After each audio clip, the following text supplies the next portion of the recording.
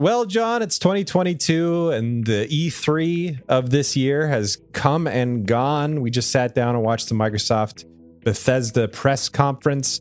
And whoo boy, was there a lack of Dragon Ball Z games in that showcase? Right. What the fuck? I honestly don't know because they're coming out with a game. I think it's called The Breakers. Oh, yeah, that's right. They also have new content for like Xenoverse 2 and all that stuff. I'm kind of amazed that Bandai. Well, John, it's 2022 and the E3 of this year has come and gone. We just sat down and watched the Microsoft Bethesda press conference.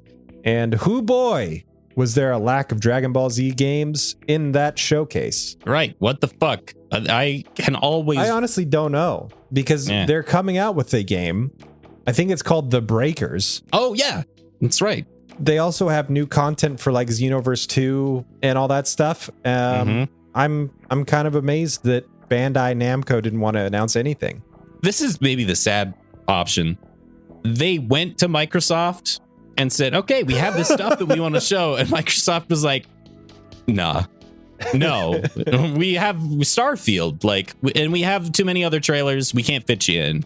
And so Bandai took their stuff and went home. With all of these the big three, as you call them, competing for space and trailers and like trying to wow Sony, most people, Nintendo, and Microsoft. Nobody took Bandai Namco.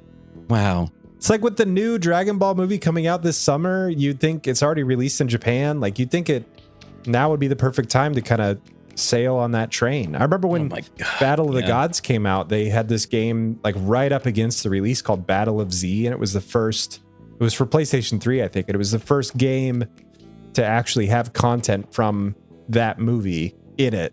And I don't remember if it sold well, but it got me to buy it. Yeah, sure. Yeah. Did you play it at all, or did you just buy it? You just I almost beat it, but it got fucking hard. That's the thing with a lot of Dragon Ball Z games is like they're hard.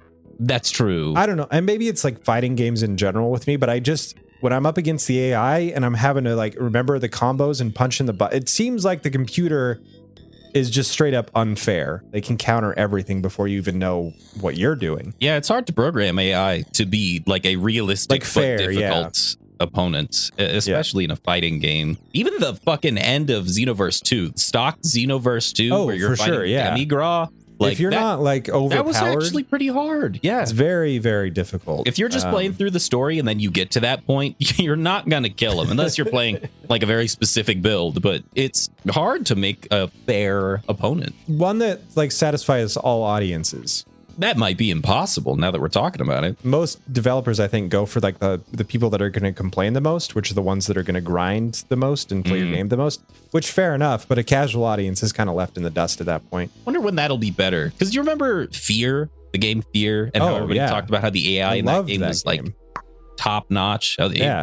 It felt like it thought for itself. Regardless of how like difficult it was to defeat, it made for a very fun experience, which I think is very important. Very few times has that been recreated. Like I think Half-Life 2 comes semi-close, but it only gets halfway to what Fear had. I went back and replayed Fear like 2 years ago, and it holds up. The AI is really actually smart.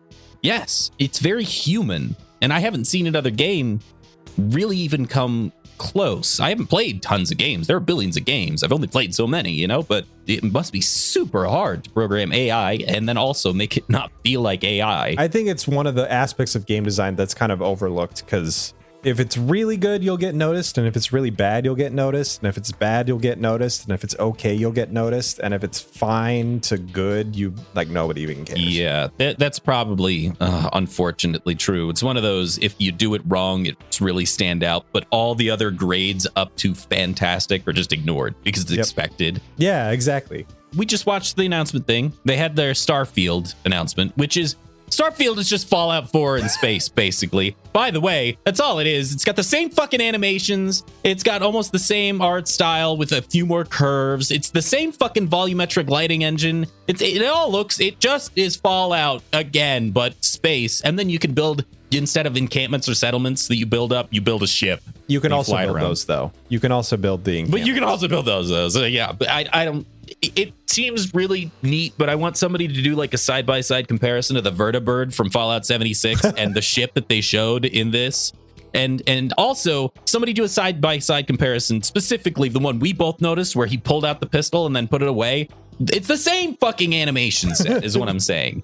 And also the sound, they should have come up with, let a synth composer do it instead of that same guy, or at least hand that guy synths instead of trumpets. I agree, but like all of this is said with the very blatant, I'm going to play this anyway. Oh yeah, that should be up front. I'm going to end up playing this game, but because I know I'm going to spend money on it, I feel like I've earned the ability to just wail on it. I think it looks cool. I think it does. As soon as I saw it, I was like, wow, this is just Fallout. And then my brain went, what the hell were you expecting? It's Bethesda, right? Who is very known for this specific game design, and it's their new game. So it's all of that, and then they stapled on some space combat, which looks very different than anything that they've ever done. Does it? I know. Hopefully, it holds up. I don't know. I can't think of a sequence in the other games that like match it that I can do a side by side with. You're right. It looks like other games that I've played, but nothing that Bethesda's done that I can tell. It seems very expansive. Like they're trying to do, and I said this to you, they're trying to do a lot of things. And I don't know if it's beyond their reach to be able to do all of those things in a polished way. Yeah, it's like 1,000 planets, but how much are actually going to have things on them? Like pre-Skyrim, pre-Fallout 4, they had, because I know you fucked around in the Garden of Eden creation kit in the TES editor. Oh, yeah. Just a little bit. Yeah, a lot. It's like one of the more accessible modding tools that exists. And you'll remember that at certain points on the map, they'll have like a box with a question mark in it, which means that it can just pull from a random pool of different encounters. Yeah. I wonder how much of those planets are peppered with that and how deep that pool is, because that's going to define how replayable and expansive this game is. It going to feel like space is totally empty and it's not worth exploring? Or is it going to feel like this isn't space, it's a video game because there's too many encounters on these supposedly desolate planets? Because there's been a lot of space games like No Man's Sky. As much as I love that game now, kind of falls into that trap where like every system in literally endless space is populated, like to the nth degree. It's insanely populated. And then there's games like Elite Dangerous where you won't see anybody if you go out of this tiny little bubble. If you go out there, you'll never see another ship ever, which I loved, honestly. I really liked it until they fucked it up, but it's a great game. But that's kind of my trepidation with Starfield is like, we've had the endless planets thing before, and we've had them both too empty and too full. And your Starfield, literally Starfield, is not endless. So how much of it is handmade and how much of it is procedural? And I don't know. Yeah, all those questions could make or break the game for me. But it still looks just like more of the Fallout Bethesda-esque kind of gameplay. And that I like it. I like that. I'm excited for more of that, especially straight from the source, because a mod is fun, but it's not, it doesn't have the same amount of attention to detail or polish a lot of the time. I have no doubt that there's going to be a huge amount of complaining because it's been so long and it's not this perfect game that you've created in your mind. Well, fuck people. Seriously, fuck people that complain about that at this point. After everything, look, kids, I get, okay? If you're 13 and you haven't experienced what DayZ did, you haven't experienced Daikatana, you haven't experienced all of these massive hype trains that slammed into a wall, I could understand getting sucked into getting incredibly excited. And part of it is we're older and we're jaded because we've been on those hype trains and they've smashed into walls so many times. And maybe you do need that experience of smashing into the wall to understand getting on a hype train is not the way to live your fucking life. But anybody that's like our age who's like, yeah, I can't fucking wait for Shenmue 9. Fuck you. Like, you can get excited about it. Just be realistic. Just don't consume everything. Shenmue 9? I don't know what fucking number that series is up to. 3. It could already exist. They just released 3, and it was after like 10 years of a gap, and it was funded by Kickstarter. Anyway. Okay. Final Fantasy 3. All that said, I completely agree with you. But I am looking forward. Like, it's fun to be excited about a Bethesda game. There's not a lot of There's something AAA games that like go where they go. There's a magic to their storytelling that even after what happened with Fallout 76, people are willing to forgive and move on because of what Bethesda can bring. Well, and they paid their dues with 76, I think. They're trying really hard to right the ship, and it's a legitimately fun experience now. I don't think it's perfect by any means, but it's, you know, it's worth playing, I think. I would endorse Fallout 76 at this point also. It's so much better than it ever was, but I do think that their promise of, we'll keep this game going forever with new content, that's full of shit. They ain't gonna do that. Sort of. Well, forever, quote unquote. But they are like working on a new expansion pack right now that's going to be out later this year. That looks pretty good. I will probably jump in again. Like that. The new expansion looks pretty good. Well, you better. I gave you my best fucking shotgun, motherfucker. Better game. I sold that like eons ago. That was a lie. I know you still have it because it's the best fucking shotgun. Yeah. After a while, you realize that you're just grinding. You're just grinding for the same-ish stuff. So you can get a bell or a whistle. The world is not an MMO world, but it's an MMO type game. And it doesn't have that level of expansiveness to support it. Like, I love it. I put 500 hours into it. I would go back and play it right fucking now for 10 hours and then go, oh yeah, there's nothing to fucking do, which is... It's their first big multiplayer thing. I get it. They got to run into these walls to, in the next iteration, Fallout 77 or whatever, they got to fix it.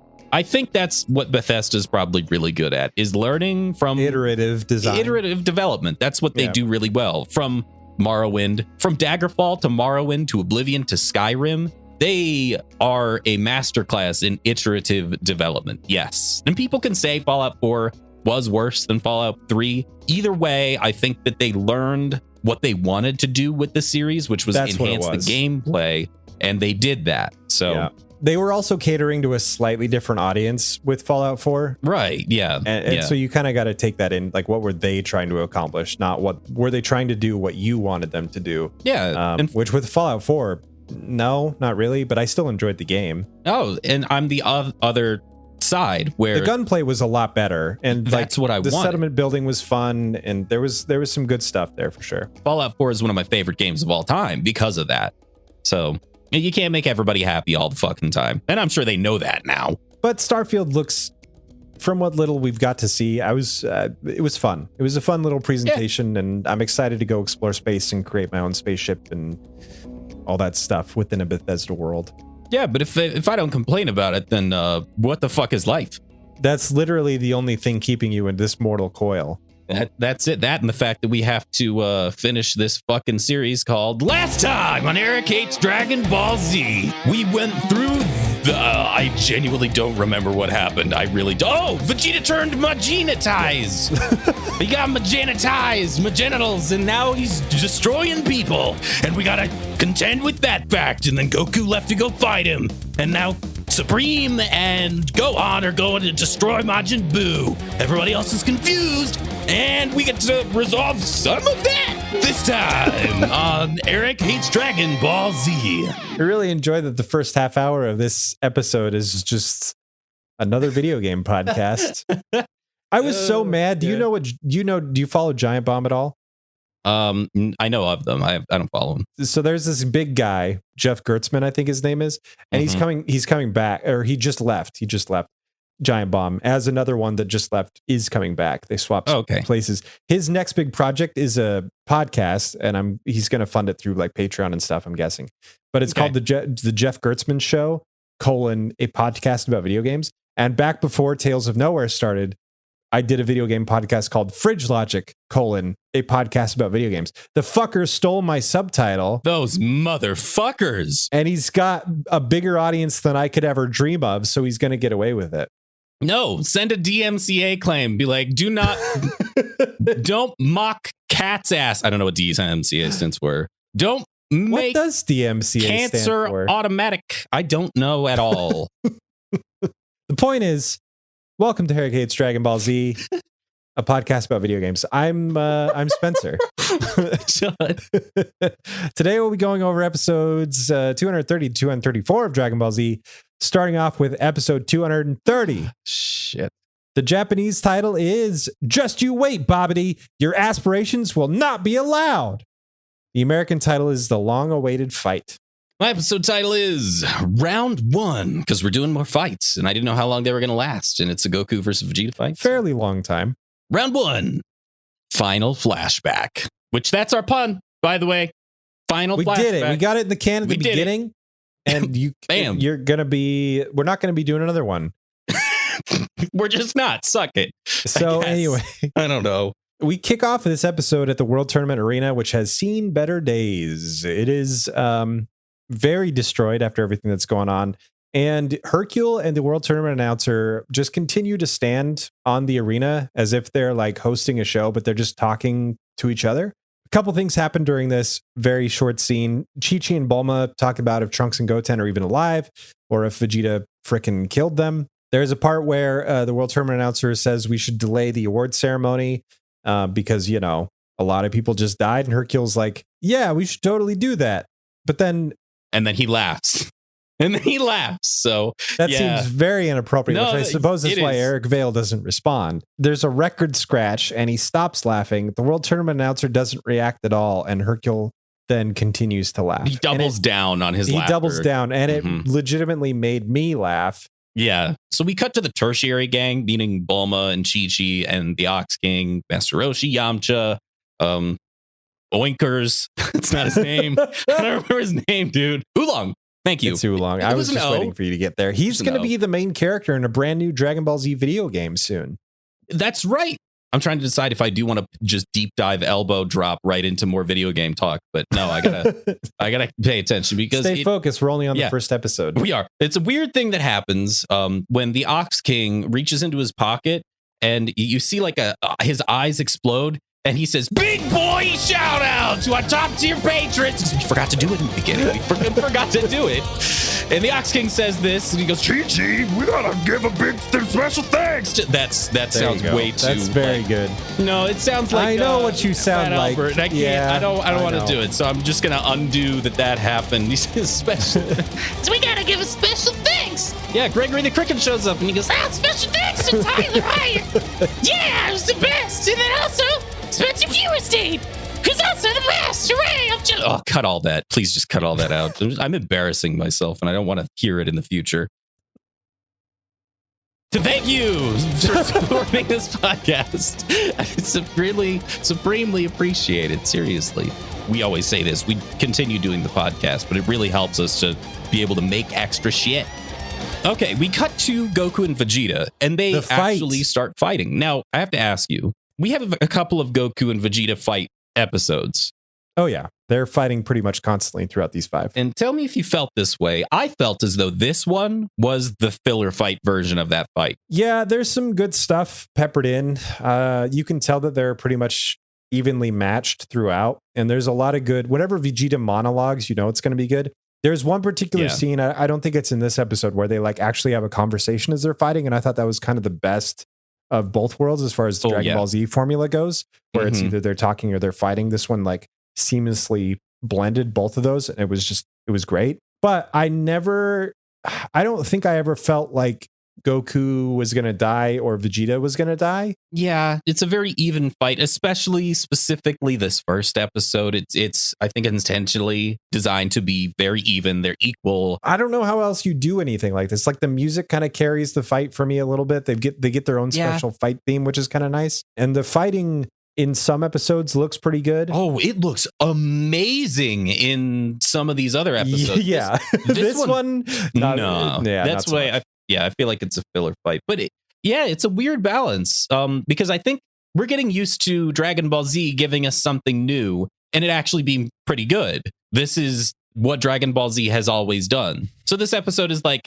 if you're a fan of the show Dragon Ball Z, you became a fan because of the fighting. We're going to give the fans what they like with the fighting and then also try and continue the other bigger bad story because we have Gohan and Supreme Kai starting to go down the levels because they have to go stop Majin Buu. Yeah, it's almost like you have other stories going on, so you know that this side story of Vegeta and Goku fighting isn't really going to amount to much. Because if it was, it would be the sole focus of the entire episode. That's the thing. Yeah. It obviously wants to be about the Goku Vegeta fight. But also, it has another A plot, which is the fucking Majin Buu thing. Yeah, the egg hatching.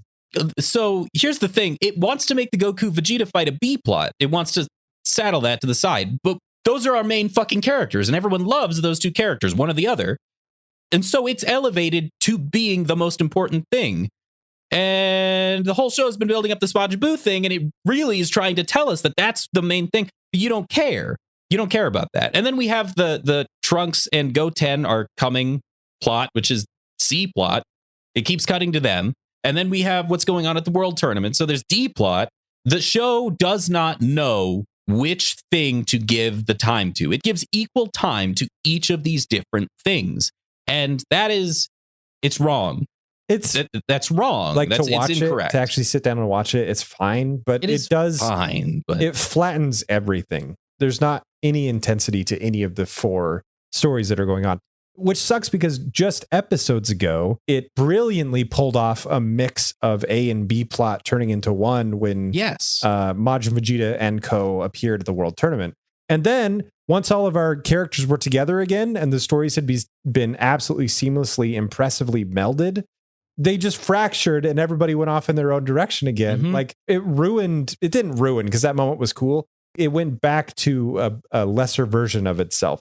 Yeah, it diminished the effectiveness of how well it I guess worked people still died and Vegeta's still evil. So like, it's not like nothing happened there, but you had this amazing culmination and you killed all of the build. Yeah, you just reset that to 0. Mm-hmm, all the sense of urgency, it's gone now because the reason we were freaking out is Vegeta's in this crowded population center killing people. Yeah. And now they just go do the Dragon Ball Z thing where they're fighting in another fucking wasteland. And all of that, now it's just 2 beefcakes punching each other in a wasteland again. Which it's okay. Dragon Ball Z. Yeah. Yeah, right. So like we're saying, it's fine. It's the show. But compared to what the show has been able to bring recently, which I'm just going to say it now, because I know we're going to talk about it when all this is done, but I'm going to say it now. I think a vast majority of the things that work super well in Dragon Ball Z are completely by fucking accident. I think they're completely accidental. I think it's just how Toriyama writes a story. Just like the helix of the Japanese and the English subtitles saying the same thing, whatever. It's more like a sine wave. It's more like 2 sine waves where it's like he's just writing whatever he wants and it crosses over into amazing. And then it goes back to like whatever. He's doing whatever he wants. And then it crosses back to amazing. And then it goes back to whatever, and you're just hanging on board for it to cross back to amazing, and it does. And that's what Dragon Ball Z so far has been for me. It's 2 threads that occasionally intersect in an amazing story moment, but it expands into shit a lot. And I think that's just how Toriyama's writing is. I don't know if that's how you feel about it. That's where I'm at with it so far. I wouldn't call it shit, but it's a lot. It doesn't grab my attention nearly as much. Yeah, like it kind of goes to mediocre territory. That's and it's fine. Word. Yeah. Like it never outright sucks, but those amazing moments are definitely worth waiting for, but it's also a shame that they happen so randomly. It's not even infrequent. It's just random. It's random, which is why I believe it's accidental and not maybe there is some thought and design behind it, but I do think whether or not it hits the way that it does is accidental. This fight does feel a little brutal. I'll at least give it that. There's a lot less energy balls at this point in the fight. And a lot more a lot of punch, fists and kicking. Muscles. And it kind of culminates in this famous shot that like immediately drew me out of the episode because I've seen the isolated still so much of them punching each other in the face. And that freeze frame of them each having their fist extended in the other's face is just iconic of this saga. They both look like they're enjoying themselves. Like they it's weird, right? Our like feelings on it also. It doesn't seem like it has any, oh shit, I have to do this. It cuts to like Goku every once in a while and he like smiles. He's smiling, and same thing with Vegeta. It doesn't feel like they're in any danger. Yeah, and like I understand that they're saying so they enjoy fighting. Yeah. I don't know. It on the one hand, it decreases the urgency of this fight. It's just weird that they don't use like the ticking clock of Goku going back to Otherworld as a sort of stand-in for any kind of emotional weight, because obviously that hasn't come up at all, huh? No, it will very, very briefly, but like the Saiyans enjoy fighting each other. Maybe there's no stakes there. So maybe the stakes are if Goku goes back to Otherworld, then Majin, and he doesn't beat Majin Vegeta before then Majin Vegeta will be free to, blow up the rest of the world or whatever. But like King Kai isn't even popping up and going like, oh, Goku only has 5 minutes left. You know what? I'm cool with that. Fuck that guy. I agree that would be annoying, but I'm just saying like there's no stakes in the fight should have been at all. Something. Just some fucking, and it should be Supreme Kai who sets these stakes. It should be, because Supreme Kai doesn't do fucking anything else. Yeah, except fucking whine. Like, oh my god, these 5 episodes have completely diminished my feelings on the character of Supreme Kai. It sucks, right? Because I think that he could be really interesting, but he doesn't.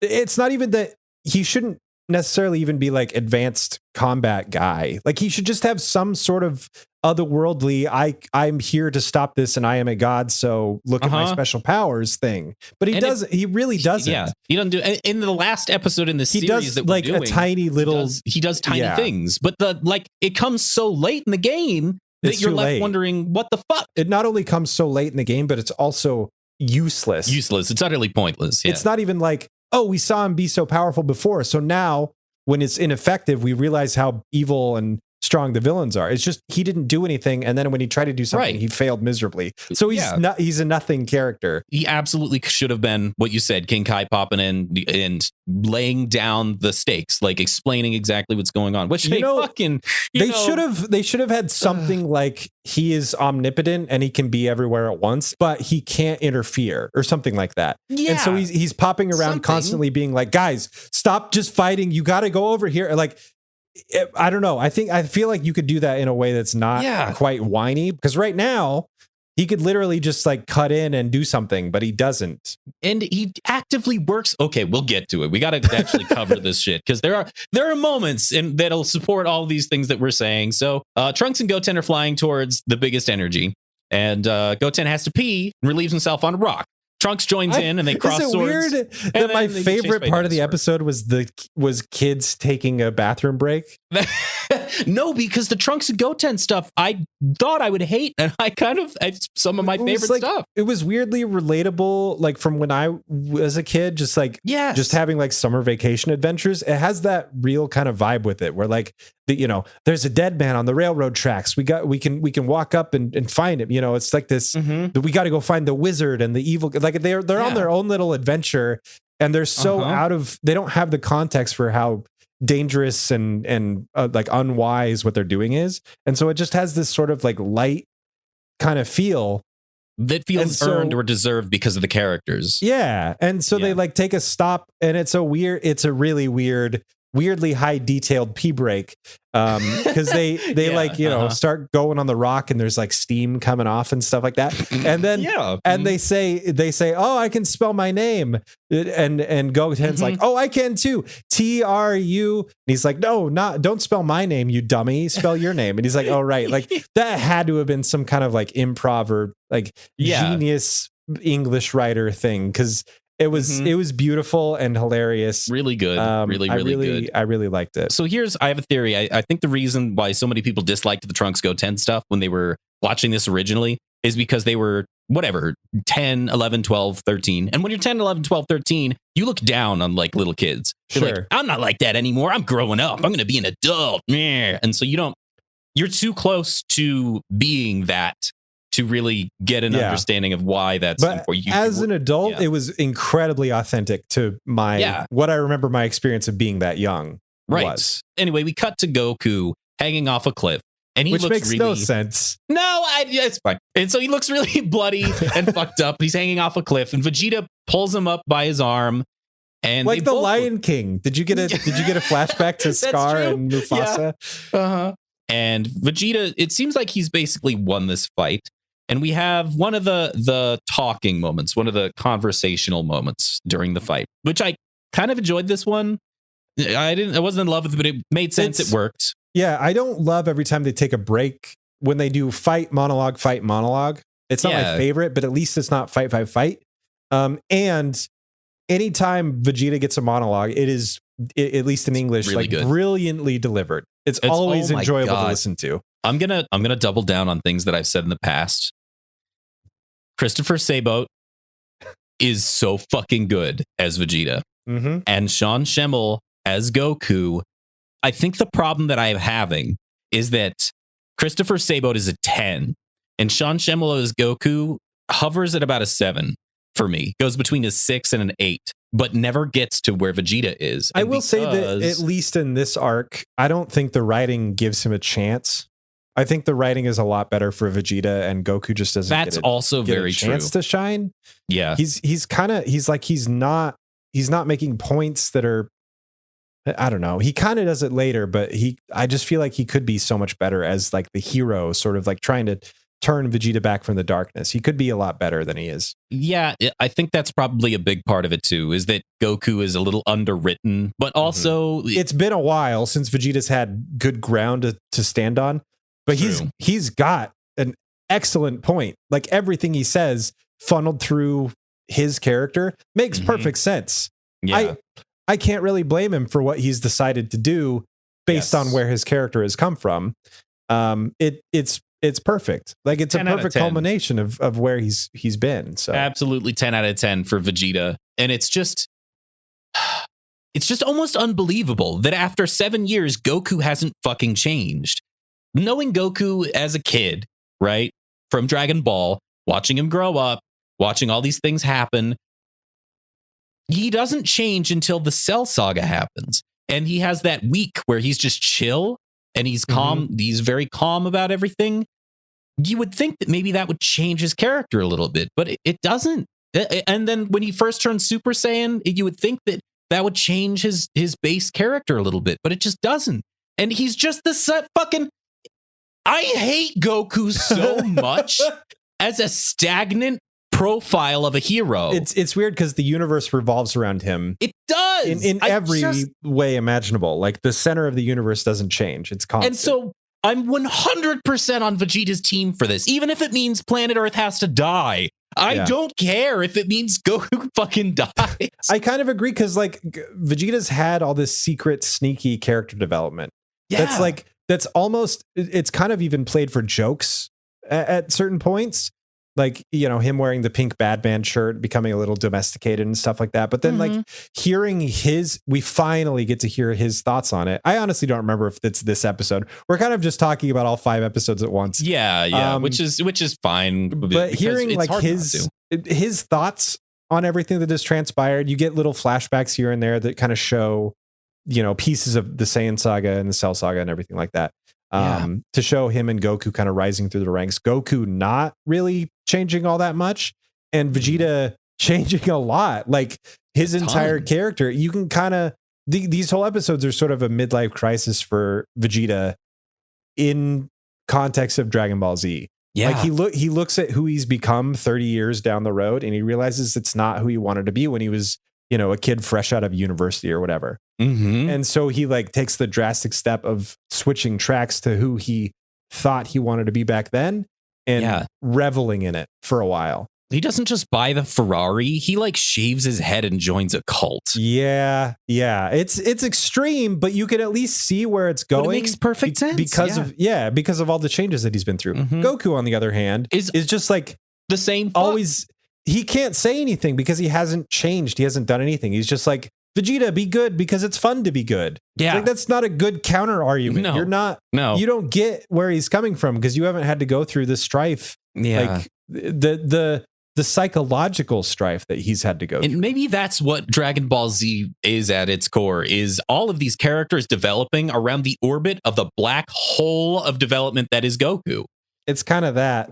Anyway, Vegeta explains some stuff while Goku, he like latches Goku to a rock with energy, which is it's weird. He handcuffs Goku to a rock with energy rings. Which it's neat. It's pretty neat. I kind of like it. It's a cool little maneuver. Yeah. And then he does another iconic thing where he just walks up to Goku and slaps him. Oh, yeah. That was fun. And then we get all the flashbacks. Yeah, the thing that we just talked about where he goes through his history and everything, and he's like, there's no way I ever pictured myself getting to where I was before I homogenized myself.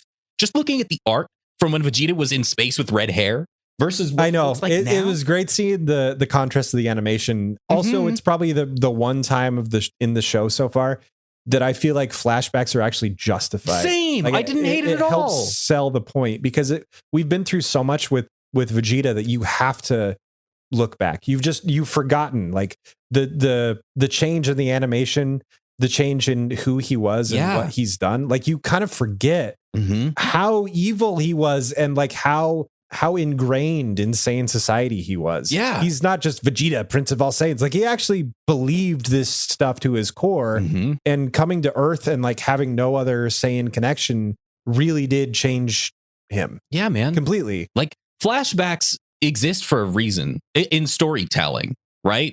Dragon Ball Z has fucked up that reason because they have to re-explain to their audience who missed the last episode or whatever, or they need to fill time. So our expectations of what a flashback is in Dragon Ball Z are a little fucking skewed now because they don't know what a flashback is for. This is what a flashback is for. And so basically we're giving them props for doing it right. This is all. They've gotten it wrong so much that they deserve credit for getting it right. They really at least once. Yeah. So if I remember right, Goku at this point gets mad, screams. Some of the rings break, except the ones around his hands that I love it. He breaks free of the rock, and he has these rock fists. Now, just boulders. It's great. It's really funny. Smashes Vegeta with them. There are moments. They're like these episodes are. I don't even know how to describe this, to be honest. It's like gruel with sprinkles. That's what it is. That's what these episodes were to me. It's like yeah, yes, like a constant that it's just it's not terrible, it's totally watchable, but like you get these shining moments, but they are just a sprinkle. In the gruel there are chunks of like strawberries, of like delicious things that you'd like.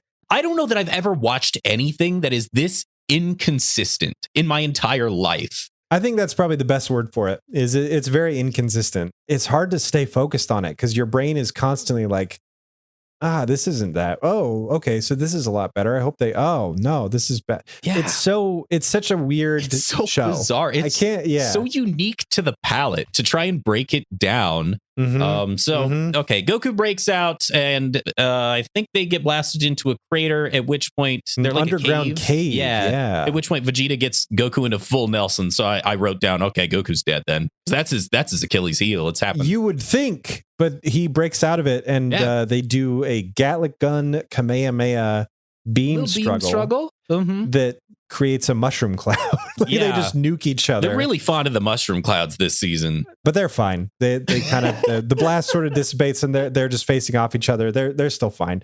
Meanwhile, we cut to Gohan and Supreme Kai, who finally descend down into the. I think did we skip a scene where Gohan and Supreme Kai descend into level 3 or 4 or whatever?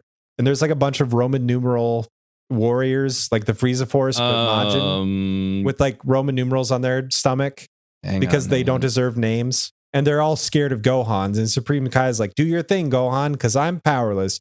And Gohan's like, okay. And he just like powers up and they all die. Yeah, I don't remember if that's the end of this episode or the start of the next one, but it's one of That's what I'm so confused because my notes for the next part are they drop down and find the egg. But if they find the egg, they wouldn't have a reason to keep dropping down the spaceship. Exactly. So. I don't know. Like the pacing of that whole section of this show is so fucking bad that it doesn't matter. Like we could say it's anywhere we want because it doesn't.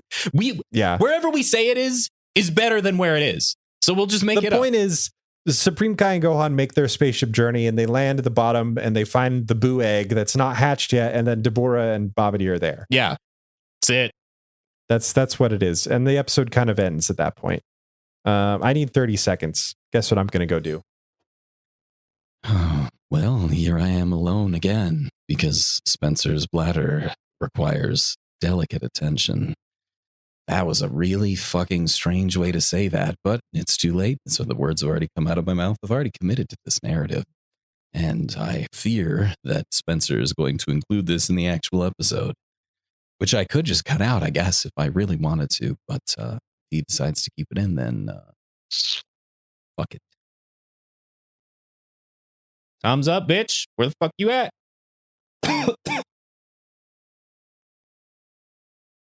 I got too much coffee in my body. He was sitting here and talking to my fucking self. I'm not a goddamn Twitch streamer. I'm not made for that shit. Ain't fucking made for it, Spencer. Ain't made for it. Get back here. Oh, I heard a door. Oh, hey. How's the pee? Oh, I just got another drink. I spent the weekend creating my own bar syrups. Your own what? So like in certain cocktails, they have like simple syrup. Oh, grenadine. Yeah.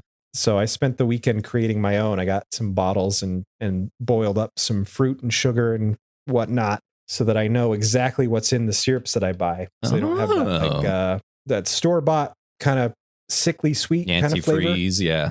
You know what I really liked? I wish I could remember the name of it. It was an alcohol that I got from you.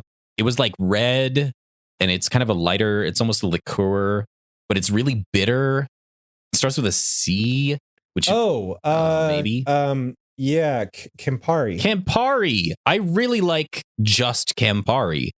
You know what you should try? What? If you haven't had a Negroni, people that like that stuff really, really like this cocktail. And this cocktail was actually the reason that I bought it. Negroni. From Gin. But it's kind of a famous cocktail that uses this liquor. I don't know. I really dislike gin. I guess it depends on the gin that you use, but it's only a third of it. Yeah, that's true. You could use some Bombay Sapphire and probably be pretty good. If you have a gin that you like. So anyway, it was too bitter for me, but I'm glad that you like the Campari. I'm not a bitter drink guy. Speaking of drinking, what? It's time to pour one out for our fans in this mid-roll shout out. Wow, that was really good. This is the part of the podcast where we congratulate and thank those patrons that keep us going. Shit, you have so much energy today, man. I drank a Coke. Oh my God. The madman. This podcast. So here we go. Oh God, I wish, dude. Our fans may not be Coca-Cola, but they are amazing. And in no particular order, they are, by name, Spencer Feuerstein, Tyler Hyatt, Oh No Zoe, Andrew Winden, Artex the Creator, Dan, Eric White, and Lori. I have two things to say. What? First of all, you didn't say Dan's last name. I know, I did that on purpose because I thought it would make you laugh. You got me. And also you said, oh no, Zoe. And I think it's oh no-y Zoe. Otherwise the no would not have an E. Oh yeah, that's true. Oh no-y Zoe. Why did you say it like a day? Because did you ever hear the story about the first interracial kiss on television? Which actually is debated. But the story is that it happened on Star Trek episode. Yeah. Right, yeah. So that kiss, William Shatner and Nichelle Nichols, I think so. They had a take where they did the kiss. It was all fine. And then they were like, okay, well, we got to do. Oh, shit. What'd they say? They said we got to do like a version. Don't do the kiss. I do remember don't this. Kiss. Yeah. And then just do a hug or something. I can't remember exactly what it was. Mm-hmm. And Shatner, during that take, looked right into the camera and just went cross-eyed so that the producers would be forced to use the take with the kiss so that it wouldn't fuck up they can't have their main actor doing like a cross-eyed look at the camera. Shit, why was I telling this story? Oh no, Zoe. Oh no, Zoe. I don't know how you got here from here. Help me. What was I trying to say? It was a really good point, I promise. So you've pulled the perfect prank by having a name that's an ambiguous pronunciation, because I can say the wrong one and then the right one, and you get your name read twice. I don't remember the point. It was super cool and relevant, and just pretend like here we'll just cut to me being like, oh, awesome, yeah, that makes a full amount of sense. 100% total absolute sense, Spencer. I got it. I get what you're saying, and I'm sure everyone else will too. It's embarrassing when you have like a moment where you're just like, oh man, this is why I have a podcast, because I can say shit like this and think of these anecdotes, and then all of a sudden it just like loses 80% of the way through. Add it in post. If you remember when you're editing, just like Hey, everybody, this is Spencer in editing. I remember what I was trying to say. Oh, okay. I thought you were going to be like, oh, just sneak it in there and nobody will know the difference. Oh, well, you can also do that too. That it feels disingenuous, but you could. It does, yeah. I heard a different version of the story, which was instead of Shatner looking in the camera cross-eyed, that's when he did the dip kiss, which is the one that made it into the episode. Like the first kiss was just kind of like more of a hug, but they did kiss.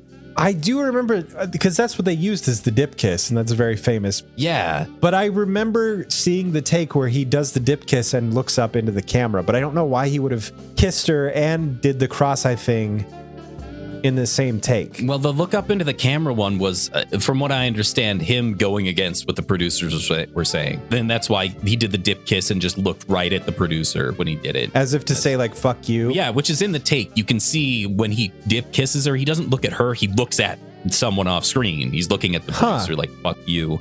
I'm gonna kiss this black lady because your ideas. Okay. Whatever. Point is, it's a cool story, and if you want your Star Trek trivia, go to a goddamn Star Trek podcast. Thanks for being a patron, everybody. Episode 231. The Japanese title is "The Seal is Broken. Out Comes the Vicious Majin Buu." American title is "Magic Ball of Buu." My episode title is Round 2. Kamehame. Holy shit. This one is half great. As I was typing it, I was like, I wonder if anybody's ever said that before. I bet Team 4 Star has it in an episode of Abridged. I like that you found your thing of like Dragon Ball Z move puns to elevate your episode titles. Yeah, well, they were kind of, running a little dry. And they probably will in the future too, but that's what I'm going to keep trying to do. So the clock, there's this weird Majin Buu clock, but the 12 is the Majin This M big old symbol. M. It's kind of a measurement of the power going into this egg, and it is rapping on the door of that 12 midnight, which supposedly is when Buu will hatch. Yeah. They're in the bottom of the spaceship. Gohan, Supreme Kai, Babidi, and Deborah, along with the egg. And Gohan's like, we got to destroy it. I'm going to use all my energy to blast this thing before it hatches. It will be okay. And I think Supreme Kai is on board at this point. Well, oh God. It's kind of like last ditch effort, I guess. And Babidi's like, Papapara, his little magic word. That's what he says. That's exactly it. And he takes not only the spaceship hatch, Deborah, him, Gohan, and Supreme Kai up to the surface of the planet magically, but also the Buu egg, which if you're trying to, I guess if you're so overconfident that you're sure it will hatch, who cares? But he does teleport it to the surface instead of leaving it in the bottom of the ship. It doesn't make any sense, but they're up there with the egg now. Sense. It doesn't make sense why they brought the bottom hatch when they teleported either. Like that. Because they don't need to use it. I don't know what that means. Are they bringing a part of the ship? Is he duplicating it? Is he creating an alternate reality where it's like, I'm so fucking fucked on this. I don't have any idea why they keep drawing the bottom of the ship. It's just such a weird choice. Doesn't make any sense. So there's this little cut to both Krillin and Piccolo on the surface. I don't know if you noticed this, but they both get this ridiculous piano. Like when they're still stone statues and nothing's changed at all, and nobody's really paying any attention to them. Yeah, and it's cut to them so many times, but this is the only time that it does like this out of place piano bring, like where somebody smashed the piano with a hammer. It sells the moment a lot more when there's just nothing, when it's kind of just like wind or like that, and like no cool, music and like that background ambient, ethereal. But this there's one part later in another episode where there's like just a bird, like a seagull, lands on Piccolo's shoulders. It's just another Vegeta's bird bath idea has come to fruition. Yeah, I really liked that because it was just like, oh god, they're just part of the landscape now. Mm-hmm. And then we cut to Goku fighting Vegeta, which this is my favorite bout that they have. The art is movie quality ass art. It's so fucking good.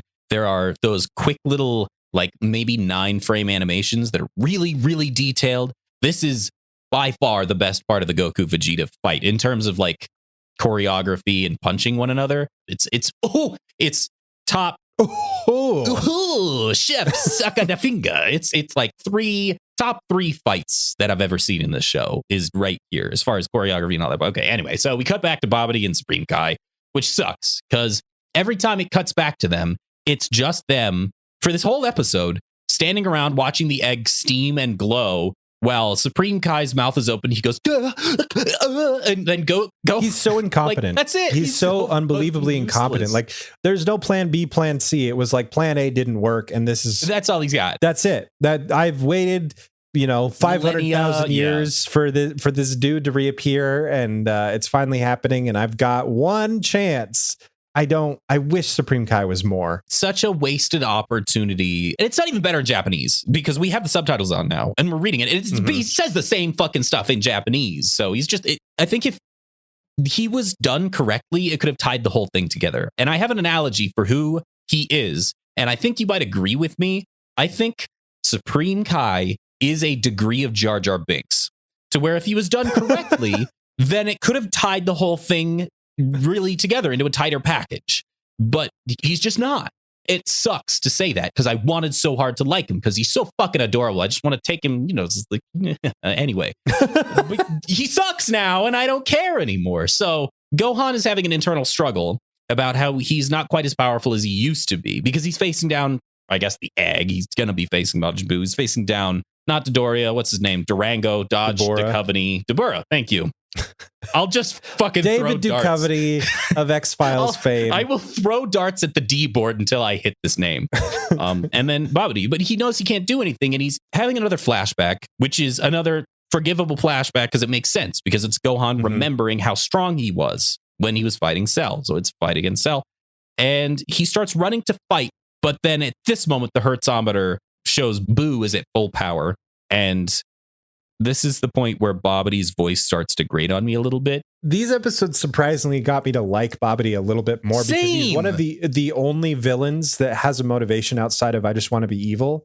He really is trying to carry on his father's legacy. Yes. But we don't get to that until the next episode. In this one, we don't have that quite yet. Is this the one where he's just screaming like, Majin Buu is here? He's just doing that. Yeah. He's finally here. Yeah, that's it. That's all he's doing. I can't even go high enough to do that voice. But I wish that Supreme Kai would have just done something. Like kill Babidi at this point. Like he's just a little stupid cricket man. I guess they haven't introduced why you need to keep him alive yet. So it was just frustrating me that like they're standing there doing nothing while this egg is hatching. Like do something. Last ditch effort. It's no holds barred. Just like do something. You could have just said, I wish Supreme Kai would have done something, and then ended your sentence and then leave just 20 minutes of silence because that's all you need to say. I wish Supreme Kai would have done something. What if Gohan had picked up the egg and gone as high into space as he could and then just chucked it toward the sun?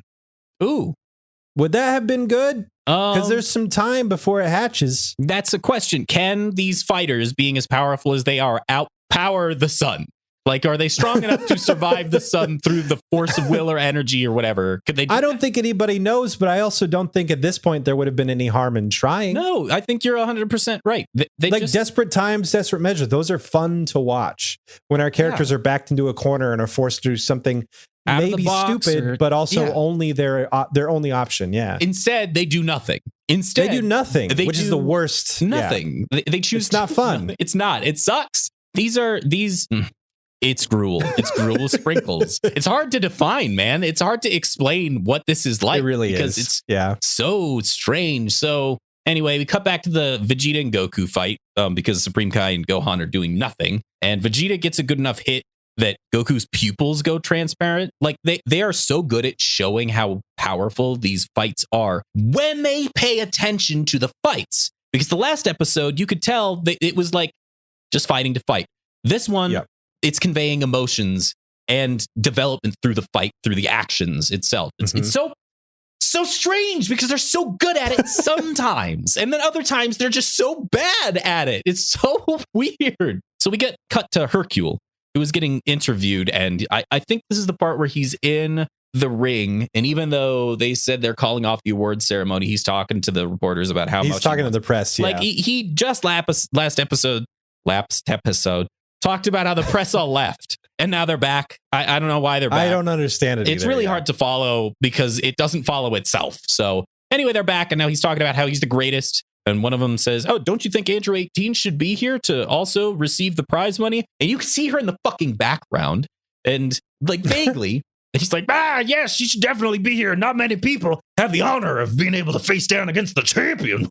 And then he gets, embarrassed because she's just staring at him back there. I do love that this whole interview, he's drinking a bottle of like soda or something. Oh, yeah. And then as the press keep asking him questions, he finally just grabs one of the reporters' mics and gives that same reporter his empty bottle. Yes.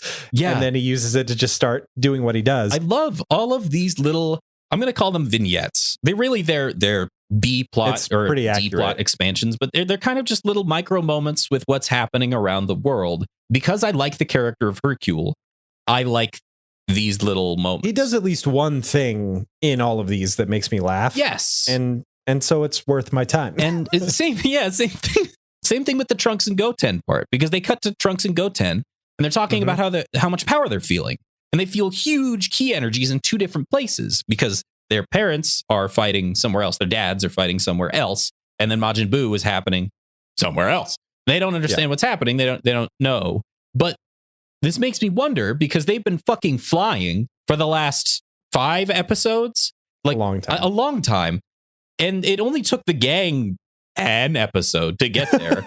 And they're Super Saiyans, right? And Videl was keeping up with them. How many times did they stop to pee? Yeah, that's my question. My question was, how fucking far were they relative to, like, how off course did they go? And the answer is... The only thing that I can think of is, like, as Babidi is bouncing the gang around with his fucking magic, Trunks and Goten keep changing course. And so it's not a straight line. That's a better answer than mine, which is they are as far or distracted as they need to be for the plot to make sense. Of course, that's the actual answer. I like yours better. Yours is like, a rationalization in universe. And so I can get behind that. But then I have to sit there and be real about it, which is the reality is Toriyama didn't know what to do and didn't want to introduce them yet because he was like... The longer a certain character's plot points are drawn out, the more you can tell that it's just not time for them to do what they need to do yet. And they're like contractually obligated to appear in every episode so that the people at home who are watching week to week don't forget that they exist.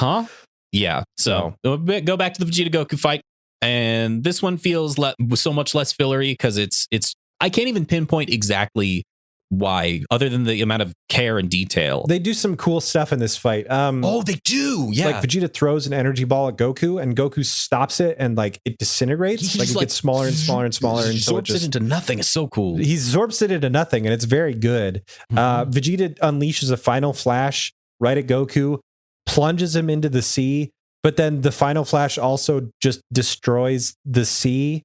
It's really fun to see powerful people be powerful. And I feel like so often Dragon Ball Z just like topples a mountain or whatever. And it's not quite the same. Like it doesn't have as much of an impact. Yeah. And so they're changing it up and showing something different. And it's like, oh, cool. Yeah, that's actually unique and that feels powerful. Yes. It's what I've come to, and I shouldn't, but it's what I've come to expect from Dragon Ball Z at this point, is to give me something new and interesting from things that I kind of know, but just like take it a little bit of a different direction, add a new spin on it. And I enjoy that. I like it. And what comes next is my favorite. It's very good of all 5 of these episodes, I think. Oh, for sure. In this fight, Vegeta finally reveals that he made a choice to take on the Majin power boost. Thankfully, like I was a little disappointed back a few episodes ago where it just kind of showed him be susceptible and Babidi kind of took him by force. This episode reveals that he kind of let it happen. This is my favorite monologue that Vegeta delivers. He goes back through like all of their conflicts, Goku and Vegeta. And every time that Goku surpassed him, even though Goku is just a low class Saiyan, he's the fucking prince of all Saiyans, and he was raised to believe that all this stuff was in his bloodline. Goku was Super Saiyan first. He beat Frieza. He beat Cell. Like he had to save Vegeta on more than one occasion. Like Vegeta openly admits during this monologue that Goku just has a natural aptitude and talent for fighting that's far beyond him. He just says that he will never meet. No matter how much training he does, Goku is already that much farther ahead. Just by Goku's natural talent out of nowhere. And it's like this has haunted Vegeta this whole time. Out of desperation more than anything, he finally saw an opportunity to gain the boost, to close the gap, and to meet Goku, finally. And after this many years, I can't really fault him for it. Same. It makes perfect sense. And like I'm on his team at this point. He's convinced me to be a bad guy. Yeah, it's pretty great. There's like a flashback way back to the Spopovich fight in the World Tournament where it kind of like lays the groundwork. Like Vegeta noticed. He noticed that everybody was talking about Spopovich being a totally different person this tournament than last tournament, how he's more powerful, blah, blah, blah. And he kind of like noticed that the Majin upgrade would be enough to fill in that gap. And so when the opportunity came across, he took it. He admits that his time on Earth softened him. It softened him. He says that, I was starting to think that Earth was a nice place to live. He says and the way he says it, that's a cool thing to say for Goku or Gohan or anybody. But the way he says it, it's like it's an insult to his own heritage. Mm-hmm. That's where this midlife crisis stuff comes in, and where he wanted to become the Prince of all Saiyans, because he hasn't been that in a long time. Anybody that's ever watched Dragon Ball Z knows that this moment works. And all we're doing is reaffirming that this moment works, because it does. It's one of the standout moments of the entire show, no matter what. Which is crazy, because you have to, this isn't a moment you can show to somebody and be like, see, it's a good show.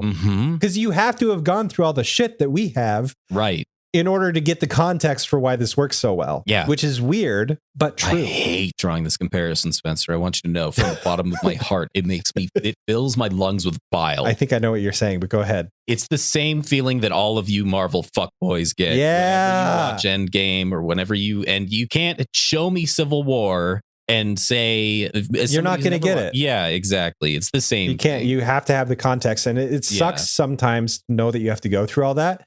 But getting to that point is kind of a cool moment. You feel rewarded for your investment. Mm-hmm.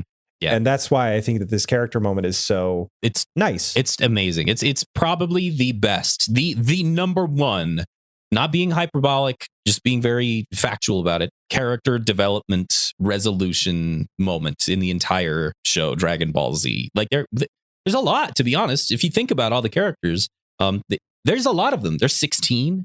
Cell has it. I think Yajirobe ends up getting some, like a lot of it happens all the time. Goku obviously is out as far as character development goes. Yeah, and Piccolo maybe was the first example of this. Yeah. In like sort of a pilot program, like a kind of a tryout kind of way. Piccolo's like it works, and Piccolo's nice and all. But at this point in the story, aside from the fact that he's turned to stone, he's done. Like he's a good guy now. Right. He's sort of finished. Like he's still a cool character, but he's sort of done as far as development goes. Gohan takes the mantle for a while, and last season got a really cool arc, little development there. Vegeta finally gets to seal the show, and it works so well because Vegeta, Piccolo, Gohan, they're like some of the only characters that have been in from the beginning. And now that they're taking the spotlight, it feels earned because you've, as an audience member, been with them for so long. It is the best. And I think that's all we really need to say about it. So he says shit like, I was the perfect warrior, uninhibited by foolish emotions. And he's really laying the whole monologue is gold, man. I couldn't even...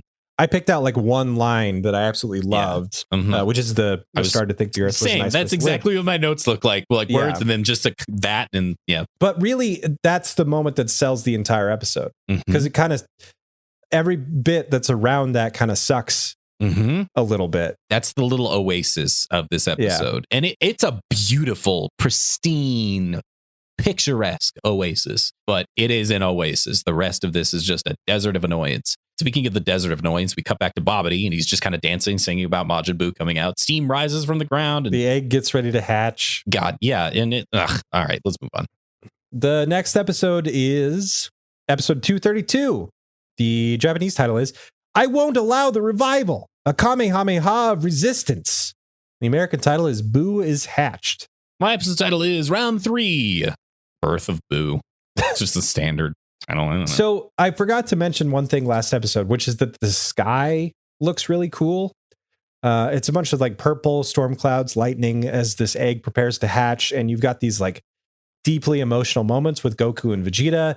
So the atmosphere has kind of changed from this sunny disposition to this stormy one. Like symbolically, it really works with the episode. It reflects it's very nice. The feeling so well. Good touch. This episode starts with sunny skies. So dumb. Yeah. For the rest of the week. There's also no sense of time. That's the shitty part, is like Toriyama has famously said that he hates writing anything at night, like nighttime fight scenes. He just can't do it for whatever reason. He prefers stuff in the day. And putting a clock on Goku's time on Earth and making that clock 24 hours and making all of this shit go down within 24 hours, you need nighttime. You can't not have night. because the audience is not going to be able to like feel the tension build. Not having a nighttime like those storm clouds could have been. We don't know where Goku's at. We don't know how much time has passed, and you lose your audience. Yeah, the contrast between what it was doing with the atmosphere, just supporting the emotions, and then it just cuts right back to nothing. That almost makes it worse. The show suffers. I've been rewatching Stranger Things because season 4 just came out, and I don't remember what happened. There's one episode in season 3 that like is just a day. And I think it's the first episode of season 3. It starts with all the characters getting up in the morning and it ends at nighttime. And the progression of that works really well because there's some scenes in the morning, there's some scenes in the afternoon, the sun starts to set, it gets darker, it starts to rain, like all that stuff. You can kind of follow where you are on the timeline. And you need that in this season. I think it would have helped a lot. Yeah. So far, this season, which we've only watched 10, we're up to 10 now. It's got the highest highs and the lowest lows. And I feel like we've said that before. The cracks are just widening. Yeah, the inconsistency. Like they were there before, but they're just getting bigger. Yeah. What I'm afraid of is when you have something that's inconsistent, you just continually mix it, it eventually just becomes drab gray. Like Superman ice cream. Yes, basically, which is so strange because it's so colorful and it becomes the most flat gray ever. And I'm afraid that's what this show is going to do over time, is it's going to keep trying and having those high points, but the inconsistency itself is going to be so difficult to stomach. It's going to become gray. And I feel like it's already started to do that because at the beginning of our episode of this show, we just kind of started explaining what happens in the 5 episodes without getting into the specifics of it. It's because it all melts together. Yeah, that's what I'm afraid of is like it is going to become full gray, but we don't know because this episode starts off with Boo's egg undulating, and then we have the Vegeta prophecy coming true where a seagull lands on Piccolo's shoulder. There's this weird shot of like a close-up of Babidi giving a little victory speech. It's a comedy shot. He's just monologuing, and then every once in a while it'll show Deborah reflected in his eye. And all Deborah says is, yeah. That's why it's a comedy shot. And it's just a close-up of Babidi the whole time, and just every once in a while, a little reflection in his eye. But it doesn't break away. Yeah. And that's it. I kind of love it because it's so different than what we've seen so far. Like it's actually unique cinematography, but it is ridiculous. It's one of the funniest fucking things. It's like B-movie bad funny. Okay, this is the part where any illusion that I had of Supreme Kai being worth being in the show has been broken because Supreme Kai says, Gohan, let's just run away. We need time for strategy, not heroics, not blind heroics. You can't just charge in there and try to save the day. We need to give more time to the villains to do what they want. Why don't you have just some sort of Hail Mary, like anything? Why don't you have anything? Why don't you have anything, dude? Like nothing. You just fucking, you're purple and you complain. I think that's why I can kind of put up with King Kai from time to time because he kind of whines in the same way. He brings occasionally something to the table, but not only does he bring something like an advice or like he's kind of a grounded, logical person. Yeah. He also is, it's impossible for him to do anything. So at the very least, he has nothing else because he's that, he's so far away. He's on the other plane of existence. Supreme Kai is right there. Yeah. He's right there. He's right fucking there. He lends credence to your idea of he should have just been a presence. I don't know if this is going to go anywhere, but like, I will suggest something. Why does there have to be a new Kai? Why couldn't North Kai get some character development and like be the presence at this point and like kind of take up the mantle of sort of a serious, like there is a threat that I've been kind of trying to keep from you. Why do we have to keep introducing new characters that are supposedly more powerful when they don't demonstrate that power? Do you want the real answer? Yeah. Because Toriyama likes designing characters and came up with a new character design, decided to fit it into his fucking show. Shit. And by the way, while we're talking about real answers, I don't think Vegeta's big moment was planned. Every word of that was a different sentence. It was because I don't think, and this is blasphemy for a lot of people, but here's what I think happened. Toriyama just decided to turn Vegeta evil in the moment. And then given a couple episodes, thought, what if Vegeta decided to let himself do it because he knew? Yeah, I can feel that because I was disappointed. I was disappointed that he was forced into being evil. I thought it would be way more like poignant if he had decided in the moment, yeah, hell yeah, I'll take on the power. Like, come on, bring it on. In his explanation, and I know we're backtracking a little bit. I'm sorry. I meant to bring it up when you're talking about it. But in his explanation, he says, the moment that I decided to allow this to happen was when we saw Beefcake Russian man name. Spopovich, yeah. We saw how powerful Spopovich is. So he's saying that the seeds were planted way back then and he had made that decision. But I don't think that's true. I think it's an effective retcon, but it is a retcon. It's totally a fucking retcon. And I don't think it detracts from the moment, but it makes me upset knowing that that's probably how it went down. I think it could have been a fucking better moment if it happened in the moment. I think like you're right. on the spaceship with everybody, including Supreme Kai. Like, and maybe Majin Vegeta kills Supreme Kai in the moment. Because holy shit, that's it. That's what should have happened. He should have just killed Supreme Kai right then because he didn't do anything. He wasn't quite as useless at that point, and you were still kind of in the back of your mind hoping that he would pull out something. Yeah, that could have been cool. That would have been it. But then like a lot more of our main characters would have seen, and it would have been sort of a more dramatic turn. Yes, it's still. I think it still works, and it's some of the best Dragon Ball Z that there is, but it could have been much more effective. Yes. Yeah. God damn. There's a lot to fucking say about this shit. It's weird that the best, when the show is at its most up and its most down at the same time, that's when we have the most to say about it. It's when we can get the most when it clarity. Gets the closest to perfect. Yeah, it's because there's the contrast between the two things and we have all the shit that we've seen before. So we get this crystal clear picture of what the show does right, what it does wrong.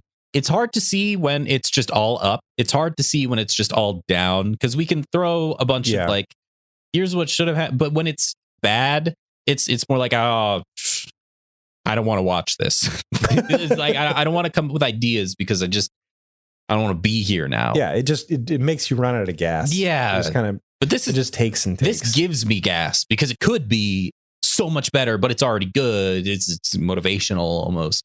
Anyway, I feel like that this next scene should have been way earlier. Gohan decides to stand his ground and starts firing energy blasts at the Boo egg. Finally, it is hatching. Mm-hmm. This is the last chance, and Supreme Kai says, "Run away!" And Gohan's like, "No, I'm going to try to destroy this thing."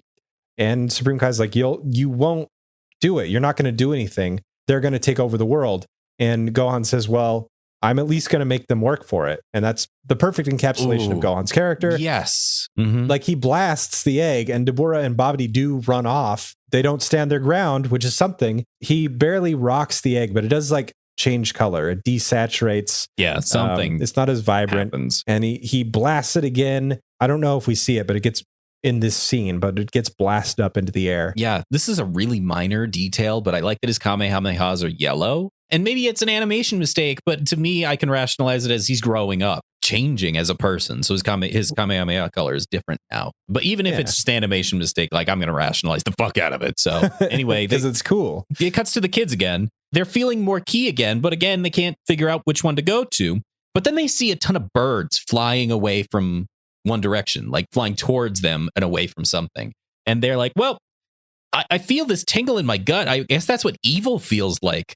Let's go to that because that'll be way more fun. Just like kids, like in the face of evil, these two kids who are the sons of Vegeta and Goku find evil to potentially be more fun to them. I really am enjoying it. Works surprisingly well, like way better than I thought it would be. We get another cut to another thing that works weirdly well, which is the World Martial Arts Tournament. Like everything is working good. The B plot, the C plot, the D plot, real solid. I'm like up to my standards of what DBZ should be now. Their A plot sucks balls, and I'm upset about that. So the World Martial Arts Tournament is shaking like crazy because Majin Buu is waking up. The world is having a quake again, as happens, as this occurs every 7 years or whatever the fuck. So Mr. Satan gives a little speech to everybody running away from the World Tournament to remind them that they're safe with him. He's the world champion. He'll protect them. And this genius thing happens where after he says his little speech and the people stop running away, the crowd turns around. They're like, oh, that's right. Mr. Satan will keep us protected. The camera shows an above ground shot of the tournament, which has been blown to fucking bits on two sides. Yeah. Not only is he full of shit, but everybody around him totally buys it. Like on the wheels of his own charisma, you know? It's amazing because reality is begging to differ with Hercule at every step of the way. Babidi's cool with Gohan trying to crack the egg.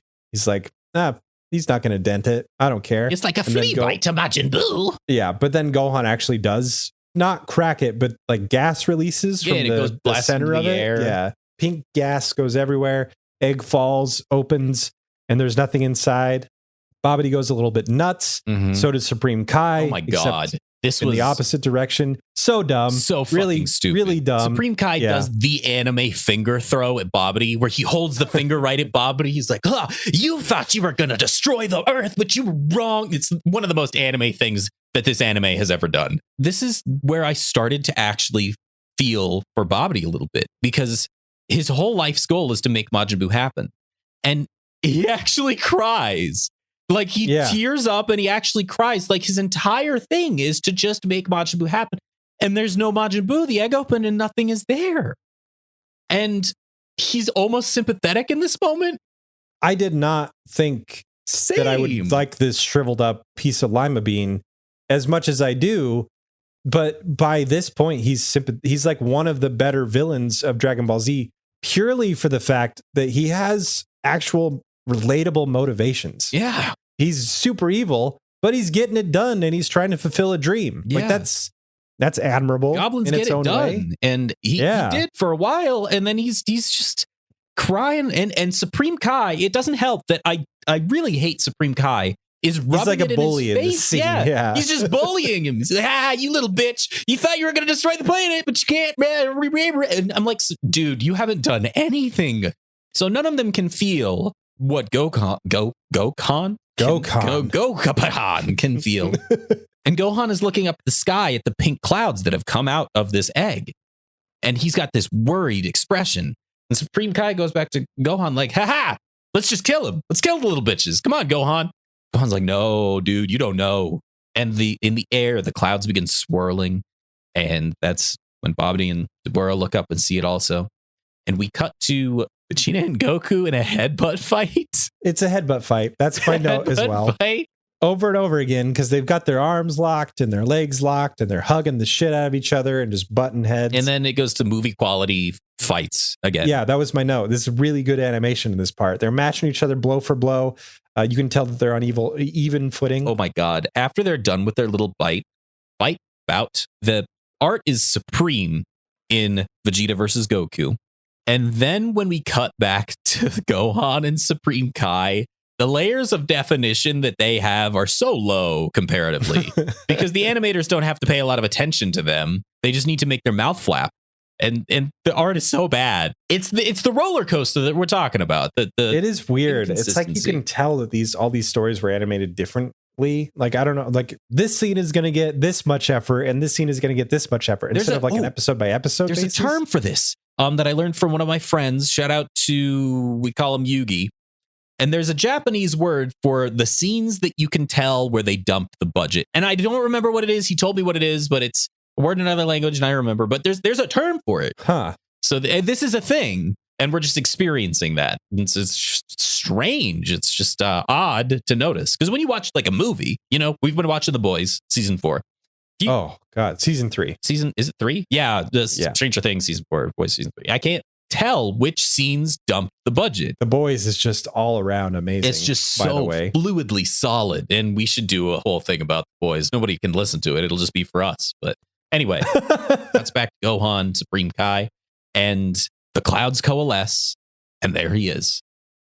The pink gummy monster of my fucking nightmares. Majin Buu does appear for the first time. He's like the living embodiment of a bright pink gumball. Yes, with almost like a diaper pants, yellow gloves. Can we just talk about Majin Buu for a second? Even though I knew this was coming, even though that I knew what the character looked like, having it in context does make it different. And the moment that he showed up, I was like, what the fuck is this? Yeah. But go ahead. I think there was a reason. Yeah.